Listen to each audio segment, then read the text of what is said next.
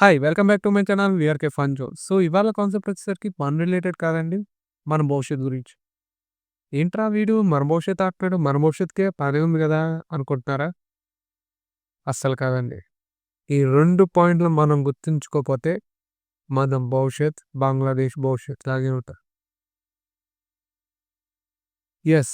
బంగ్లాదేశ్‌లో జరుగుతున్న మత పిచ్చి, మార్క్ మై వర్డ్ మత పిచ్చి వల్ల హిందువులపై మార్కెట్ హిందువులపై జరిగే హత్యలు మరీ దారుణంగా ఉన్నాయండి. ఇంకా రానున్న రోజుల్లో ఇంకా చాలా దారుణంగా ఉంటాయి. అది ఎప్పుడు సెటిల్ అవుతదో తెలీదు. మీరు ఎవరైనా కావచ్చు. మీరు హిందువా, ముస్లిమా, తెలుగా, తమిళా ఎవరైనా. కానీ వన్స్ మీరు గడప దాటి బయటికి వచ్చిన తర్వాత మీరు ఇండియన్ అని గుర్తుపెట్టుకోండి. మనం ఇలా యూనిటీగా ఉంటేనే గానీ అక్కడున్న ఇప్పుడున్న పొజిషన్ ఏదైతే బంగ్లాదేశ్‌లో జరుగుతుందో ఆ దాడి మన ఇండియా వైపు సోకదు. ఇప్పటికీ చాలామంది యూనిటీగా కలిసిమెలిసి ఐకమత్యంతో ఉన్నారు. సో, కాదనట్ల.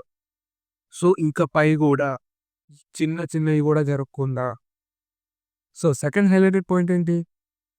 మత పిచ్చి. మత పిచ్చి. ఇప్పుడు ఇండియా గూడా మత పిచ్చి వల్ల చాలా హత్యలు జరుగుతున్నాయి. కానీ బయటకి రావట్ల. కొన్ని బయటకొస్తున్నాయి. కొన్ని బయటికి రావట్ల.